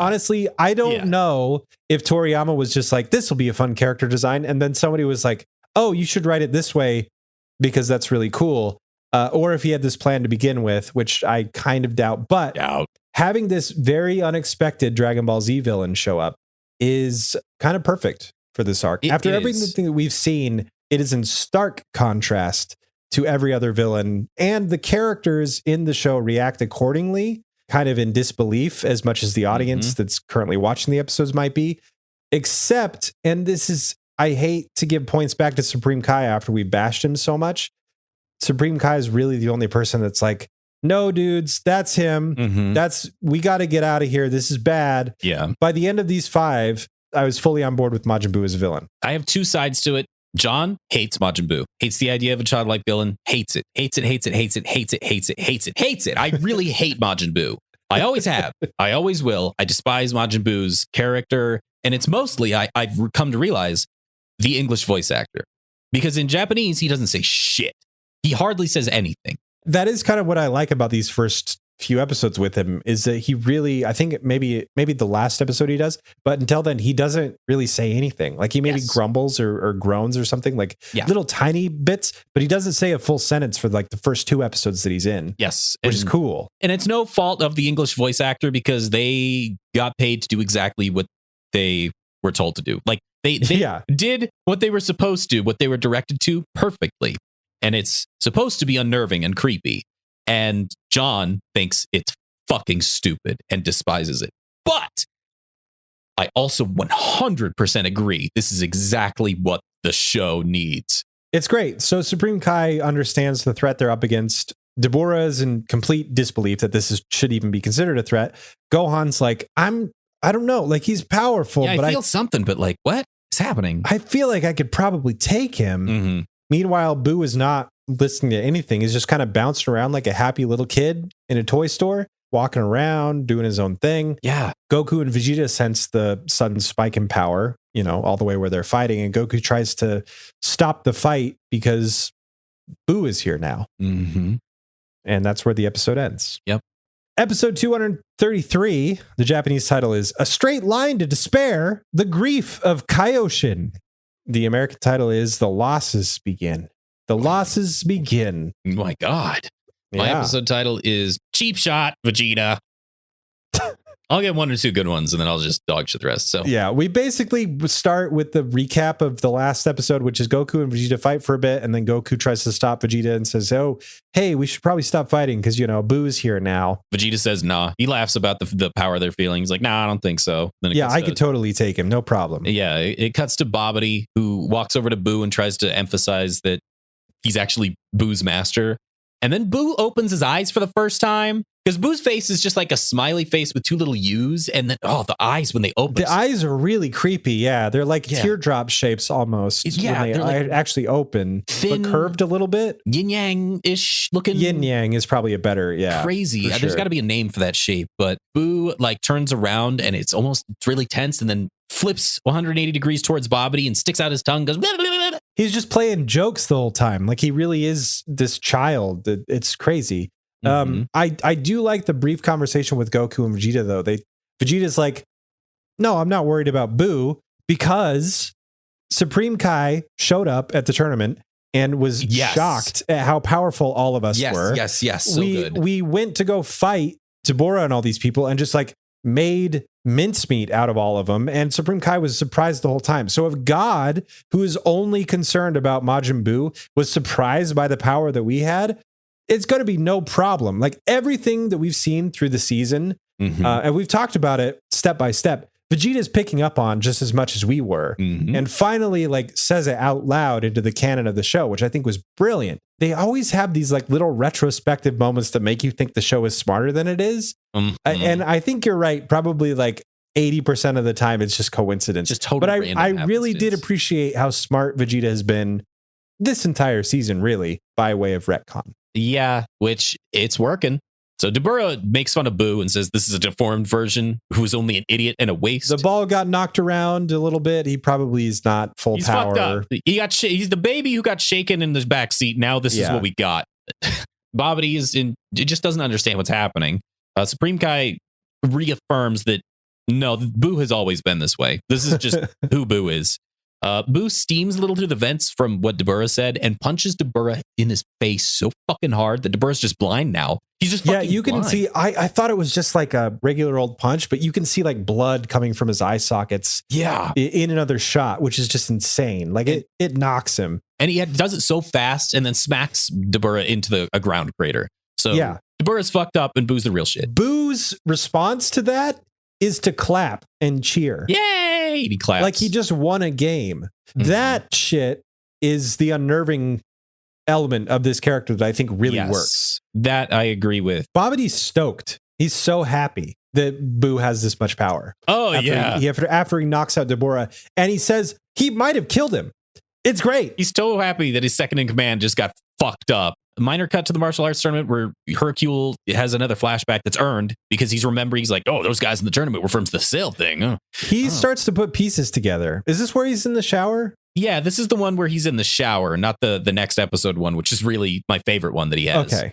But yeah, he's in the shower, his towel falls off, and then the press takes pictures of his dong. That's a very short version of this, but I did like this little interlude because Hercule is trying to put pieces together. I want to compliment him here. He's still dumb, but he's like accurately putting the state of the world together. He's definitely taking a leap, which will be funny later. He's the only one that has the insight to be able to do it. He's the only one that's there. Well, yeah, he's the only one that's there at all these things. So he has. So he's putting all the pieces together that like there is super evil and there's super powered people and flying is a thing. Like he's kind of juggling all these weird pieces that are shattering his worldview the best way that he can. In Japanese, he's a much better thinker. They do the best that they can with the voice acting to make to pull him out of the Stone Cold Steve Austin sort of persona. Yeah, they do. And every once in a while, he'll say like a sentence or two that sounds like a normal person, but the voice works against him sometimes for the character. Yeah. There's a cut to Vegeta and Goku where Vegeta is trying to reaffirm that Bulma and Trunks mean nothing to him. And Goku calls him out on being a liar. And there's a moment just shown through Vegeta's face that he knows Goku's right, but his pride is not going to let him admit it. This is the part where they're fighting and conversing at the same time. Yes. The blows of the fight match every time a person makes a point through dialogue. So Goku brings up, I know you're lying, you don't care. As he punches, you do care. As he punches Vegeta and gets one up on him, and then Vegeta comes in with a counter argument and gets one up on Goku. Like it kind of, they trade blows like that while their points are reinforced by what they're saying, and it's beautiful. Like that's what Dragon Ball Z should be way more often. I hate that we've gone 8 seasons only for it to really happen once. But I really like the scene a lot. It's really, really fantastic. And Goku makes another appeal to Vegeta. You can feel it just like I can. This Majin Buu thing just surged in energy beyond anything we've ever experienced. We need to fight this thing together. And Vegeta accepts. It's like, yeah, you know what? We will fight this thing together. I can't do a Vegeta voice. Never could. So Vegeta says, break out those sensu beans. Let's get healed up and go fight Boo. Goku turns around, starts to untie the sensu beans, and Vegeta two-fist slams Goku to the ground. And we've established it's a really good moment because it's quick enough that you as an audience member can be like, oh, this feels weird. But it's not elongated enough that you're like, Goku, come on. Why didn't you see that coming? And it makes perfect sense because Goku's a dumb asshole. Well, he's very trusting and he wants so badly gullible for Vegeta to just like concentrate on the actual threat. And so Vegeta drops his ass as one shot. The only weird part is that Vegeta grabs the sensu bean that Goku dropped and eats it. I think Vegeta does care about all those things that Goku was laying on him deep down. And he deep down knows that. And with no one else around him, for him to have to defend his pride to, he can lower it down a little bit and accept the senzu bean because he's about to go fight this power that they've both admitted is stronger than anything they've ever experienced. So with no one around, he can be honest. Okay, that's fair. But yeah, he knocks Goku out, judo chop, falls to the ground. Goku depowers, so we know that it's for real. It's a real death. Or not. Yeah, he's unconscious on the ground. Vegeta does not fly off. He actually just kind of stays there for no reason. He says, I'm the one who let him out. I'll be the one to put him away, in reference to Majin Buu. And then he takes the sensu bean and eats it, and he powers up, and he looks down at Goku and he says, should you still be alive when all this is done, our fight will continue another day when I see you in hell. It's a great line. I love. I also wrote down that quote. It's very, very good. I love. So Boo just keeps tongue outing at Bobbity, who then threatens to ballify Boo. What? Why did that make you? There's so many fun verbs in that sentence. Ballify and tongue outing are very good. Well, that's what it's Bobbity accurate has over Boo is he can put him back in the egg, and so at that point Boo straightens up. He's like, okay, you're the master now. Except all he says is, you master. And it is kind of like a Mickey Mouse, like a 5-year-old Mickey Mouse. I'm Majin Buu. You're the master now. Yeah. Fuck that mouse. So Gohan has the best idea that anyone has ever had, which is, why don't we just kill Babidi? Like, fair enough. Buu really wasn't doing much of anything until Dabura threatened him, and then he, took out Dabura. And now Babidi has control over Buu only because Babidi is threatening Buu. So yeah, versus no plan. It's a plan. Supreme Kai points out that Babidi's the only one that can put Buu back in the egg. I fucking fail to believe that, given that you've had millennia to study the magic of Buu and figure out a fucking plan B. But whatever. Fuck it. It's a fair point in the reality of the show. So Babidi's first command, now that he has control over Majin Buu with the threat of ballification, is to kill Supreme Kai and Gohan. So Gohan's like, okay, now we should leave, and grabs Supreme Kai and they fly. They leave. Buu does this cute little stance, which I thought this was pretty funny. He's just a little ready up with his arms to the side, and then jets. Fastest takeoff we've ever seen, which leaves Babidi in the dust. And Buu catches up with them and smacks Gohan in the head. So it is just Supreme Pai Pai, Tao Pai Pai, and Majin Buu in midair. The tension and that moment, it's back. I feel it now, because Majin Buu is terrifying and unpredictable and a child. And Supreme Kai is just is very vulnerable. Such a vulnerable little victim now. And then that's it. The narrator says that with Gohan being unconscious, Goku being unconscious, Krillin, Piccolo both stone, the only Z warrior left to defend the planet is Vegeta. That's the moment that I felt the tension come back. Because shit. I'll tell you, though, it's a fight that I'm looking forward to. Hopefully we'll get there in the next episode. Episode 234. The Japanese title is The Terrifying Majin. Death's Dread Draws Near Gohan. The American title is The Terror of Majin Buu. My episode title is the one where Trunks murders Piccolo? Question mark? Yeah, maybe. So I neglected to mention, so I'm glad that I took a note. I really like the music that they use for Buu. It's like a kid's xylophone sort of thing.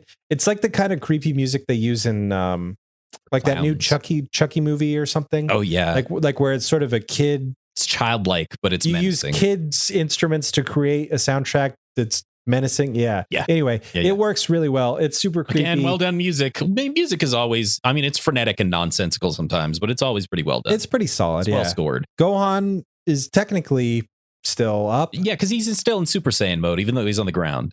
So Supreme Kai pushes Buu with some air. Like, Supreme Kai's backed into a corner, which means that he's got to do something. He's got to do something. Yeah. This is the moment, Supreme Kai. Finally, why are you God? Why are you God? Show us why you're God. And so he reaches out his arms and he goes, ah! And it pushes Buu a little bit. Just a little bit. And Buu kind of jiggles. And then this part felt as brutal as Videl's beatdown, where Buu claps the sides. He does the Homelander head. Clap. He does. And it crushes Supreme Kai's head on the sides and then slams Supreme Kai to the ground. Even though Supreme Kai just got fucked up, this is the moment that wakes him up and he goes, all right, let's get into actually fight mode. And he gets back up and goes to fight Majin Buu again. That's my note. I'm glad he's doing something. He's fucking doing something. It's way too late and his character's ruined, but he's doing something. Yeah. So Supreme gets headbutt into some rocks. He's just down now. Gohan can't even get up after getting hit. Yeah, he powers up to like free himself from this encasement of rocks, but then he's still on his hands and knees. He can't get up. Kai blasts Buu with his eyes. Suddenly, Supreme Kai has eye powers. Which he did have. To be fair, he was trying to do the same thing that he did to Gohan in the tournament where he froze him. He's trying to do the eye freeze move, whatever that's called. The stony stare. I don't know. What would that be called? He's trying to do the Supreme Kai smolder. And Buu just like nopes out of it and then copies his move. And Supreme Kai's voice actor is awesome, by the way. Can I just say, I love agree. Supreme Kai's voice actor. Yeah. And this is the first time we hear him yell in pain. And he the voice actor sells it. Like Supreme Kai just goes flying and he's bloodied. And the voice actor, it's brutal. I think they stabbed him in the studio. He really sells it. So Now Supreme Kai is also crumpled. And then Boo lands on him and crushes him further. Babidi is over top of Supreme Kai, just kind of taking it in like, you're a little bitch, blah, blah, blah. I think that this little tiny little fight made me realize that Boo is the opposite of Cell. And I think that's kind of why I like him so much at this point in the show, is because Cell would like respect his opponents and wax philosophical with the best of them. Mm-hmm. And like he was the gentleman villain. And Boo he's refined. Boo is so unpredictable and childish and just like chaos. Boo is chaos. A force of nature sort of thing. That's kind of where I started to like Boo a lot more. Makes it much more palatable. Gohan gets his shit together and kicks Boo in the head, which sends him flying. Frees Supreme Kai and they're able to hopefully escape. Mm-hmm. But Boo just kind of cartwheels back the fuck over. Yeah. Boo creates a bubble, which that's it. Gohan's going into outer space because he's caught on this bubble and shoves him out. He's done. He's woo. And Supreme Kai does the last thing he does, which is look at the bubble and flash his eyes, which explodes it. And Gohan falls to the ground and gets knocked out in a bloody crumple. Yeah, instead of going to space, he gets exploded and lands in the woods. Which I guess is better than dying in a vacuum, but then Saiyan's in space. So, okay, I don't care. We cut to Mr. Satan, who this is my favorite Mr. Satan scene. We got to go over this one because this one's fucking great. This is more of Hercule trying to put the pieces of the world together. Oh my God. He's sitting in a chair and he's just thinking. He's thinking about all the things that have happened in the new relief with Videl dating this guy who must have been in the Cell fight. And he's like, Videl is absolutely not allowed to go out with evil alien boys. No way. But then he's like, how the fuck was she flying? And he goes, wait. Human beings must have always been able to fly. We just didn't know how. Yeah. It can't be smoke and mirrors. It can't be a trick because my daughter can fly. She's like, so all of it has to be real. That means humans can fly. So he opens the window and he's about to go out. He's perched on the edge and he's like moving his arms. And he's like, maybe later. He gets back inside the fucking room. He says it's cold outside. It's cold out there. Yeah. So he's trying to do it in the room and he jumps off a chair and lands on his face. And then he's like, fuck, hang on. I just didn't do it right. Tries again, jumps off the chair, lands on his face. And it's that moment that his little like 7th grade teenage girl fan club shows up. They just want him to sign shit. Yeah. He's like, I was just doing my patented carpet face takedown. And they don't buy it. He's humble enough to realize there's stuff out there in the world that he doesn't understand, but he's pig-headed enough not to just ask his daughter how she can fly. And he has to try to figure it out on his own because he's the world champion. I hoped he just learned it on his own. Like, I know people hate the power creep and like how the kids were just suddenly Super Saiyans, then people were just suddenly this powerful. It would have been okay if he just learned how to float a little. It would have been amazing. I honestly, so fucking funny. I think individual incidents of power creep have been justified enough. Yeah, it's cool. Like especially the kids, and obviously Videl is a different case altogether because you actually get to see her training. But like, right, yeah, every generation of Saiyans getting progressively more powerful. Maybe because they're mixed with humans or they're in the world after these horrible, the Batman supervillain argument. Like if Batman wasn't around, would the supervillains be around? Like, doesn't he create those super powerful beings just by existing? Yeah. Anyway, it's really interesting. I don't think it's as blatant and irresponsible as some fans would have you believe. Yeah. So anyway, Babidi kind of laughs in Supreme Kai's face, which he deserves at this point. And he orders Boo to kill Supreme Kai. So Boo says, all right, I'm actually hungry. Can I just eat him? But in a kid's way, so it's creepy. Babidi agrees. He's like, yeah, just gobble him up. That'd be awesome. Fuck this guy. Yeah. And suddenly a spear appears out of in Boo's nowhere. Stomach. Out of fucking nowhere appears through his stomach. The front of his spear comes out. It just gets impaled. And the camera moves over and it turns out Dabura, who is so fucking bloody. I love this moment so much. You've seen him materialize swords. So you know that he's capable of weapon manifestation. So cool. He's also been dethroned as top dog. So this is a nice little character moment for Dabura, which I never thought that we would get. He comes over to Babidi and he starts telling. There's a thing that happens in movies where somebody predicts something and then it comes true. The only one I can think of is The Thing. John Carpenter's The Thing. In the very beginning, if you spoke Swedish, they tend to say the whole plot of the movie in the very beginning. Cool. But anyway, he says, Boo is way too powerful. He's going to go out from under your control. There's nothing that you can do. This is a horrible mistake. And then Babidi explains that this is his whole life's goal. This is where I felt connected to Babidi because he actually cries at Dabura's betrayal. Like he actually cries about it. It's really endearing. It's weird. It's weird how much, and it's only villains on screen right now, and I care. Boo pulls out the spear, and he's fine. And he turns around. He's like, you know what? I'm gonna eat Dabura instead. And we still don't know how the fuck that's gonna happen. But I'm not. It's like it sounds like it's gonna be terrifying. Like if you don't know how it happens, it sounds you're like, I don't like. He's gonna eat Tim. I'm excited to see more. This unfortunately is one of those, like the first episode of our podcast in a while that didn't end on some kind of cliffhanger that like immediately, like a hook. This has sort of like, I'm interested to see what happens next, but there wasn't like a huge thing like Goku and Vegeta finally gonna fight, you know. It was an okay stopping point. It was like hey, I'm gonna go get some pizza and do something else. That's exactly what it was. Oh, we didn't mention the title. There's a cut to the kids, to Trunks and Goten, who arrive on the outskirts, and they act like kids. They don't know who any of these people are because it's only Boo, Dabura, and Babidi and Supreme Kai. So that's who they find, and they're like, we don't know who these people are. What are they saying? We got to get closer. Anyway, then they come across the statues of Piccolo and Gohan.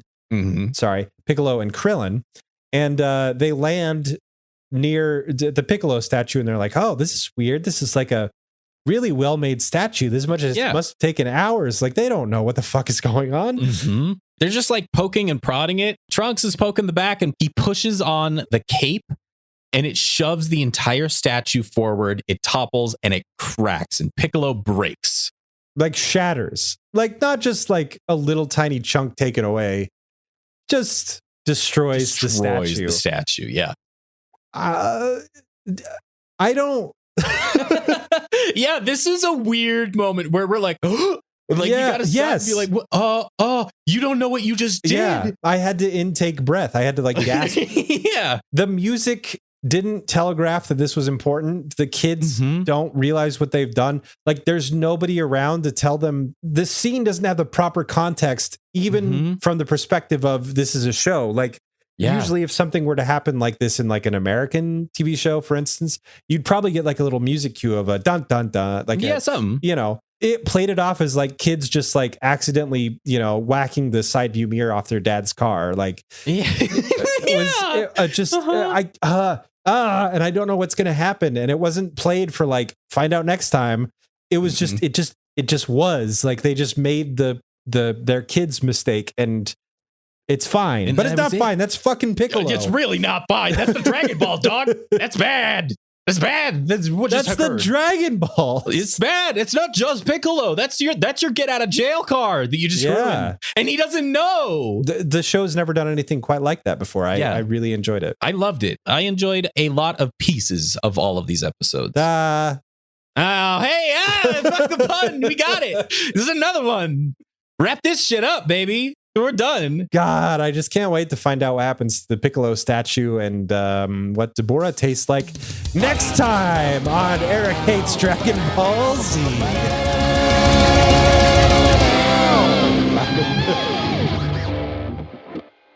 Thanks for listening to Eric Hates Dragon Ball Z. He might hate the show, but he loves that you're listening. If you enjoy the content that we create, we are the Rocktopus Network. Check out the Tales of Nowhere. Spencer is about to record a new episode of Tales of Nowhere in about 6 minutes, actually, which is why we kind of got to speed through this ending. You can check that out at www.rocktopusnetwork.com. I think also talesofnowhere.com somewhere. Anyway, go ahead and send us any feedback that you have. Mail, mail at ehdbz.com.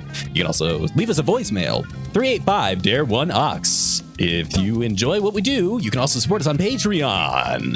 And we also, at the end of every episode, like to thank all of our patrons. I'm going to go ahead and do that right now. In no particular order. Our patrons are Andrew Winden, Oh No Zoe, Casey Crowler, Dog, I'm sorry, let me know. CJ Collins, Croy Keener, Eric White, Gunit Bawa, Lori, Ortex, the Creator, Spencer Feuerstein, Jeffrey Grimm, Felix Rodriguez, Leo Does Leo, Dench, Tyler Hyatt, Vasco Sapinto, and Purse ran out of gas. Thank you very much for choosing to support us. We sincerely appreciate it, and we'll be sure to bring you all kinds of bonus content on our Patreon.